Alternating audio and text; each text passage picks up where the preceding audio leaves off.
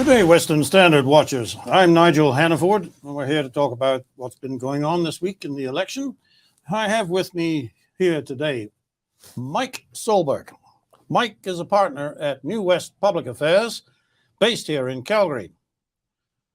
Mike, you're a former staffer in the Conservative government of Stephen Harper, I think. You bet. So you're one of those Solbergs? I am. Yes. Okay. And your business is knowing what's going on. Correct. All right. Well, Correct. you're the man we want. Mike, good afternoon. Thank you. We are. Oh, you're so kind of trying to come over, Mike. We are going through. We're through the first week of very important election campaign. In your view, did anybody fall off their chair, land a direct hit, score a home run? How are the two parties doing so far, in your view? Sure.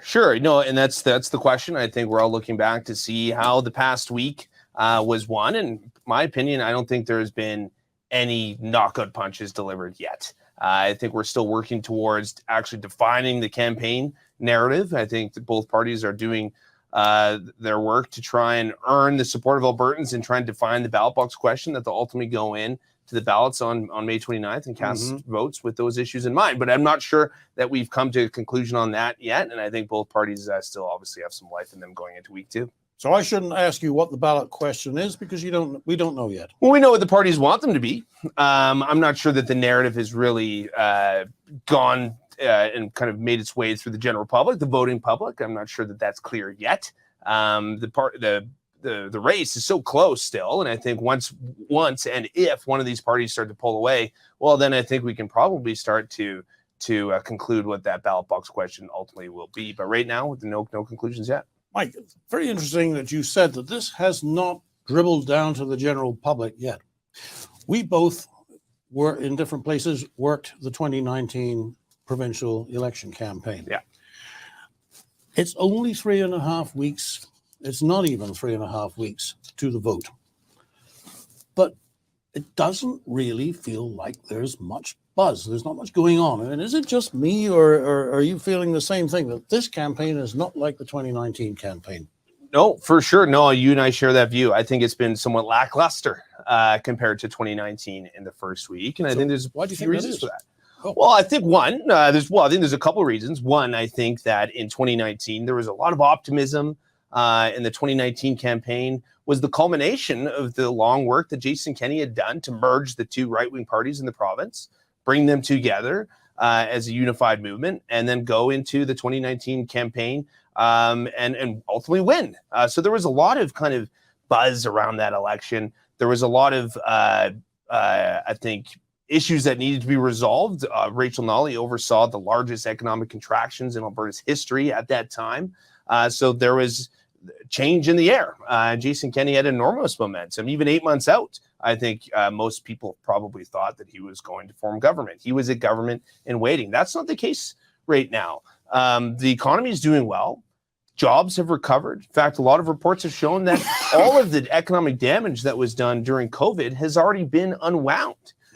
So I don't think anybody's going to mind with punishing the sitting government because of missteps with the economy. The UCP have that narrative in their side. The NDP don't have it in their side. So if we're not voting on the economy this time, well, what are we voting on? And I think that that's still playing out. And that's probably why the campaign has been somewhat lackluster so far, because the issues aren't clear. And Rachel Notley and Daniel Smith are both known quantities. We're not dealing with new personalities here. Whereas Jason Kenney, granted he was a longtime federal minister, was new to the provincial stage. So there at least was some drama and excitement around that. That's not the case with Rachel Notley and Danielle Smith. Danielle needs to get a blue Dodge truck. Yeah, she needs something. Yeah. Okay. Well, all right. If it's not about the economy, and you're right, it really shouldn't be. And yet Rachel Notley is trying to make it about the economy with an announcement yesterday, wants to invest, as she would call it, I would call it spend, $400 million in what she is calling the, what is she calling it? The Alberta's Future Tax Credit. Yeah, right.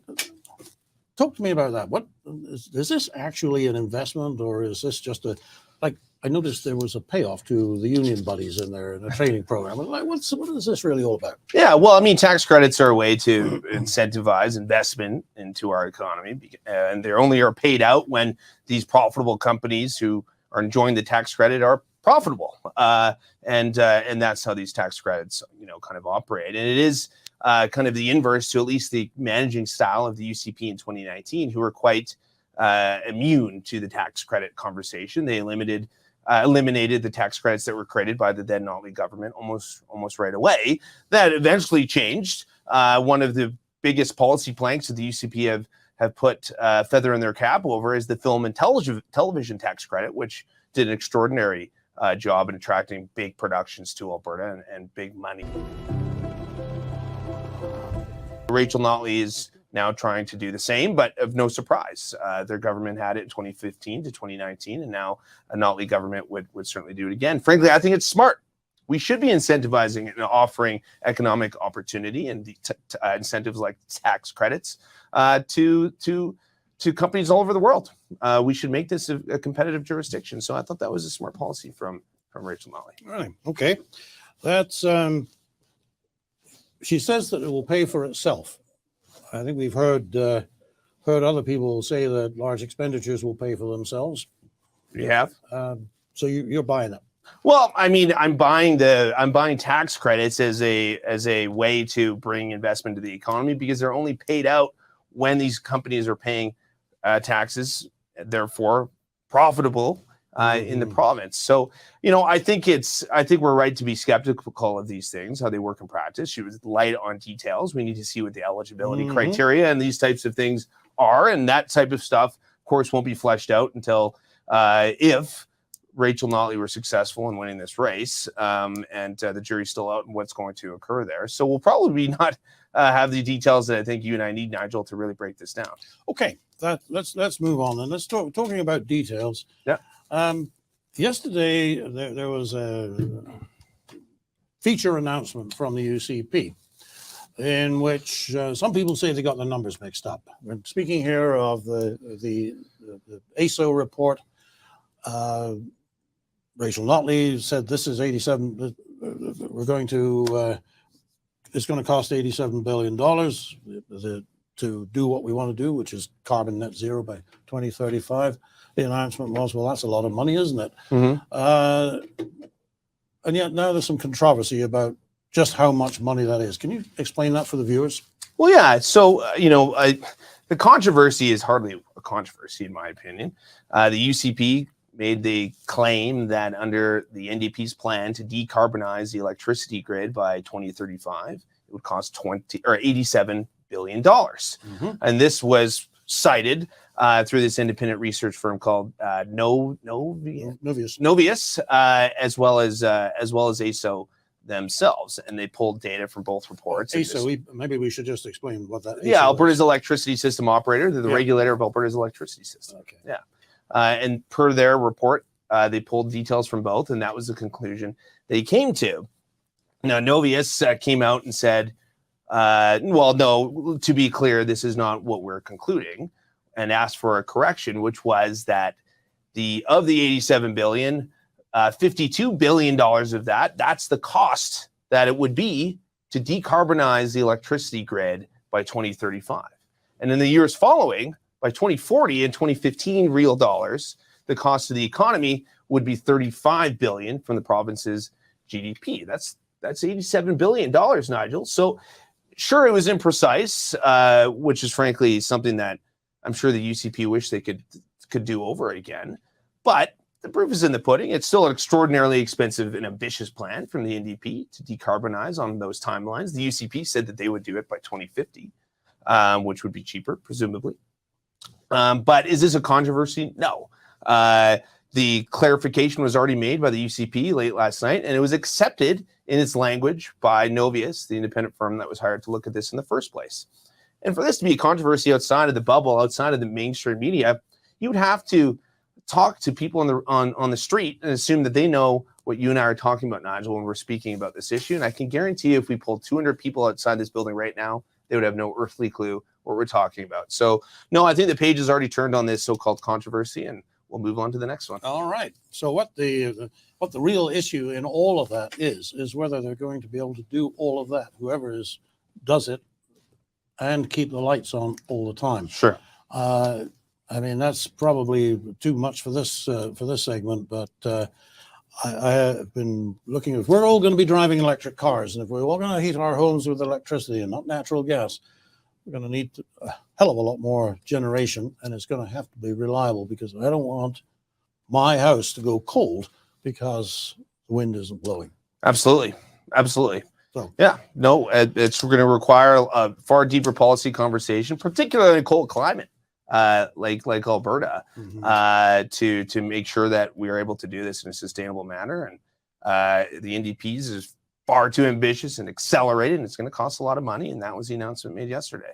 So, Mike, if it's not the economy, and stuff like this is frankly not going to be a vote switcher, is it about Rachel Notley and Danielle Smith, a popularity contest? I think more so than ever, this is a personality-driven race. To be clear, voters will still vote on the economy. The economy will come in mind, but they won't be punishing anyone for a poor economy. We're in frankly a rosy economy right now. Projections show that to continue. Our fiscal situation is the best it's been in decades, large in part buoyed by strong commodity prices, including our oil and gas sector, and our employment numbers have completely recovered from the economic contractions that Rachel Notley oversaw, and those that we saw for a period during the pandemic as well. So no, voters aren't going to be punishing this government on the economy, and therefore I think it'll be on other issues, and they're going to look to these two leaders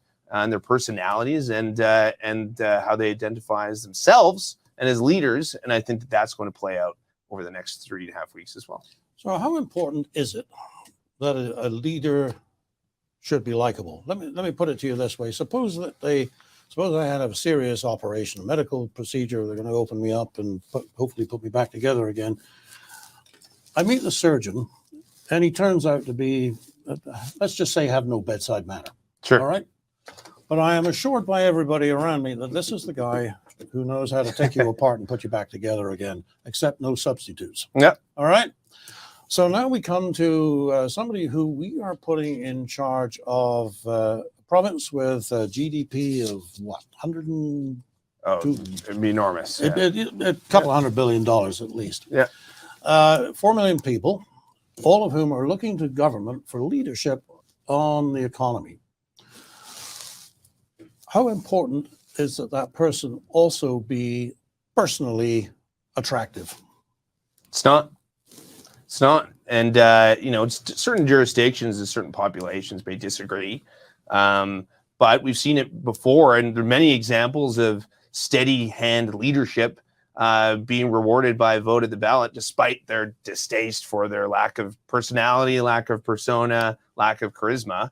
Not many people like Stephen Harper are really itched to sit down and have a beer with him, yet many regard him as that's the one thing you probably wouldn't have had, actually. Maybe a Coke or a hamburger. Not a beer. Yeah, not a beer. Exactly. But many regard him as perhaps the best post-war prime minister this country's ever had. Folks weren't exactly itching to hang out with Jason Kenney either in the lead up to 2019 or after. And he enjoyed the strongest mandate in provincial history only 4 years ago. So, no, I don't think that it's necessarily important that a politician is well-liked in order to be successful. So if you had advice for Danielle Smith, what would it be? Danielle Smith, I think, can lack on message discipline at times. Mm-hmm. She's naturally curious, which has aided her in her career. That's what's made her a brilliant thinker and a brilliant prognosticator and pundit, and has joined a long career in journalism and radio. But it's not often something that you want to carry into a political career. And I know she's been working on that. But being stronger on her message discipline, being able to pivot and punch back and play the political game a little better, I think, is something that I would advise her had she asked me for my advice. And ensuring that, at least during this campaign, that voters are reminded every chance she gets, every time she's on the radio, every time she's in front of the press, in front of the cameras, that she's reminding Albertans what 2015 to 2019 looked like. We had double-digit unemployment in both major cities in Calgary and Edmonton. outside of the Maritimes, that was the worst unemployment numbers in the country at the time. There was the worst economic contractions in Alberta's history since, including the Great Depression during those 4 years. And granted, not all of this was Rachel Notley's to blame. There was a complete collapse in the energy sector, but that is the undisputable fact. And she should be doing a better job of reminding Albertans on that. So should she in fact be making herself more available? You know, perhaps. Don't take the Joe Biden approach. And Perhaps, but I think there's something to be said about sometimes going down too deep of an esoteric policy rabbit hole. Regular Albertans won't care all that much about some of these global market forces and Alberta's investor response to it. Sure, Danielle Smith can talk circles around us on that. She's brilliant. But in a campaign where we have to be very clear in our campaign messaging, our political messaging, and while the UCP do need to present a forward-looking vision, what will a UCP government do over the next 4 years? They also have to remind people about what an NDP government looked like from 2015 to 2019, and what's at stake should they decide to re-elect Rachel Notley again. What did that government look like? Let me think. We'll have to, okay, 3.5 weeks to go. Yeah. Let's see what they do with our good advice. Yeah, let's see. Mike, it's been a pleasure to have you aboard. Thanks so much, Nigel. It's good to catch up. Yeah, pleasure to be here, always. Ladies and gentlemen, I'm Nigel Hannaford for the Western Standard. Canadian Shooting Sports Association. Without the CSSA, our gun rights would have been taken long ago. These guys are on the front lines helping to draft smart and intelligent firearms regulations and legislation in Canada, and more importantly, educating the public about how we keep guns out of the hands of the wrong people. To become a member, it's absolutely worth every penny. You can become a Western Standard member for just $10 a month or $99